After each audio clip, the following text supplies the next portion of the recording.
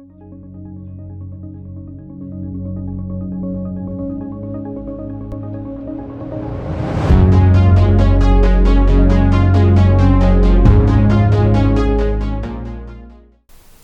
everyone, my name is Kartik and my channel is about mental models. In this video I will be talking about the map is not the territory mental model. Now, I've presented up to now a few mental models such as first principles, second order thinking and inversion, and so it is a good time to present this mental model because the idea behind this one is that mental models are not always 100% accurate, and the reason for this is because the map is not the territory. I'll explain what I'm trying to say in a moment, but before that, what does the name actually mean? There are two parts to the name, the map and the territory. And when I first saw this mental model, I thought the word map symbolized theoretical knowledge and the word territory symbolized experience. And so I thought it implied something along the lines of there is no substitute for experience. But both words mean something completely different, and so it wasn't intuitive to me. The word territory means reality or real life events. And the word map means representation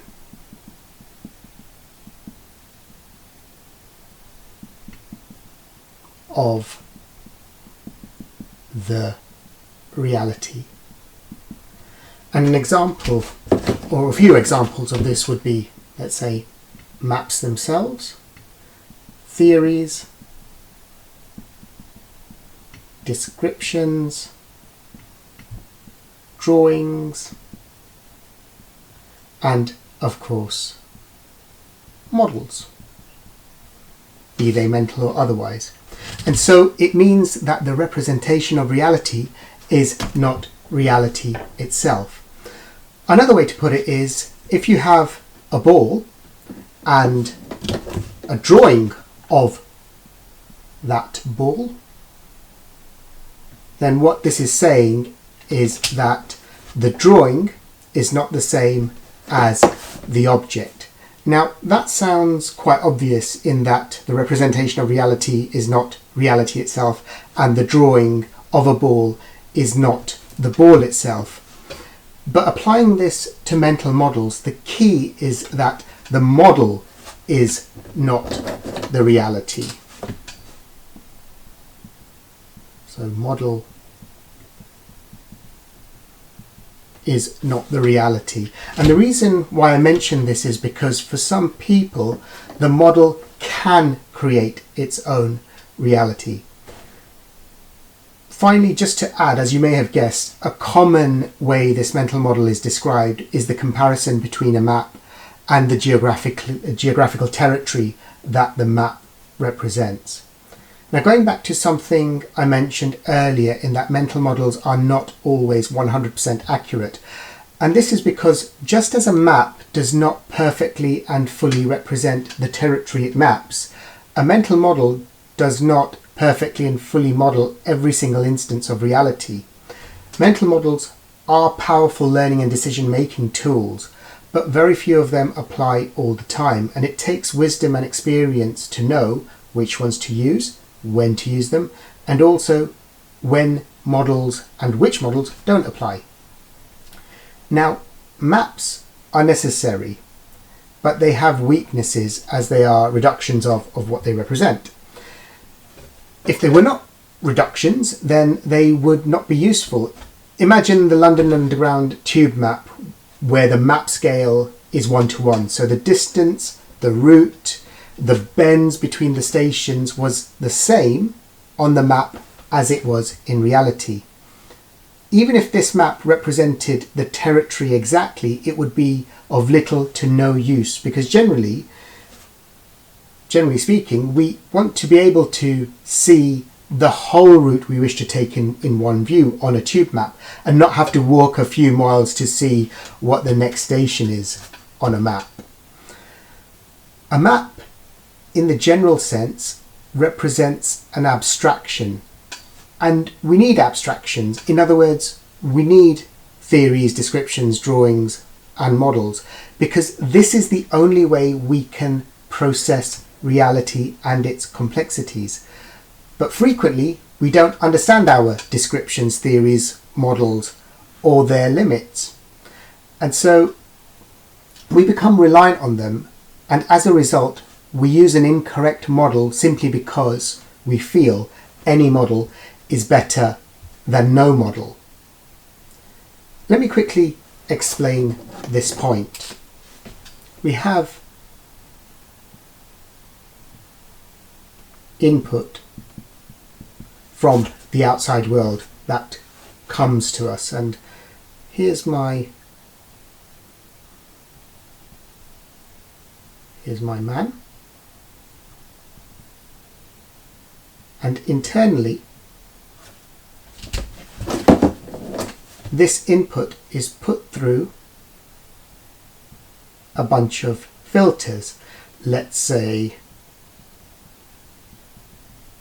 these are beliefs, values, decisions, strategies, memories. There are others too. So these are our filters, which are internal to us. So what happens is this input comes out the other side, and we have our filtered input. Now the idea of these filters is to delete, distort,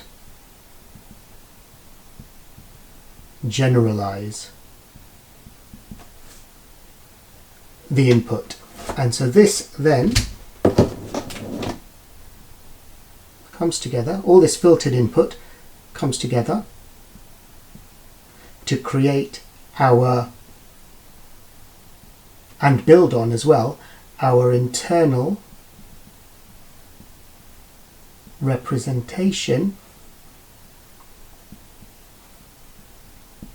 of reality. So the input comes in, goes through a bunch of filters, and it's this filtered input that helps create and build our internal representation of reality. And therefore, as the human brain takes leaps and shortcuts to understand its surroundings and the complexities of reality, our tendency in this effort to simplify reality is the problem. We use a powerful model which works well, and then we tend to over-apply it, using it in situations which are either disconnected or dissimilar to a previous situation where it worked well. And because we have trouble delimiting its usefulness, the result is we end up with errors. Similar to the man with only a hammer, every problem looks like a nail. There are also inherent weaknesses in models, such as a model could be incorrect without us knowing or realizing. An example of this is, once upon a time I was on the London Underground, and I needed to interchange from the Central Line to the Northern Line. So I looked on my map and I saw there was Tottenham Court Road station where I could make that interchange. So I was on my journey, but when I got closer to Tottenham Court Road, the driver informed us passengers that there are works happening in Tottenham Court Road Station, and as a result there is no interchange available between the Central Line and the Northern Line. And so the map that I was using showed the interchange, and it was incorrect without me knowing so. Another weakness inherent is that models are reductions of what they of the actual thing, so you lose certain important information. And finally, going back to this here, a model needs interpretation, and this is a process which can cause errors.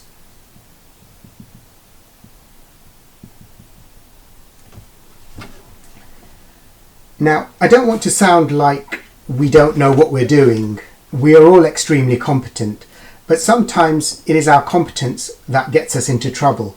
Let's say we decide to use a model which has a track record of navigating a lot of difficult terrain successfully. Now, this sounds quite reasonable, quite competent, but we run into problems because times, real life events and or circumstances may have changed. In other words, the terrain may have changed, but the model we use hasn't. And so what do we do? What is the answer? Well, firstly, when reality and the representation of reality differ greatly, follow reality. In other words, going back to my ball, if this is a ball, but I have a picture of a square, follow the ball. Secondly, be conscious that reality is more chaotic and difficult than models, and the model is simply a way we choose to interpret a certain set of information. As I said earlier, for some the model can create its own reality, and a good example of this point, I think, is the movie Inception. Remember again, the map is not the territory. Thirdly, understand that models are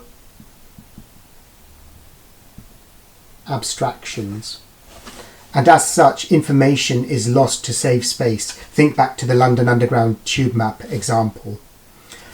Fourthly, understand and respect the limitations, because if you don't do this, then you don't understand a model, a map, or a reduction. And finally, going back to my first weakness here, models themselves can be wrong. So we must always make a conscious effort to understand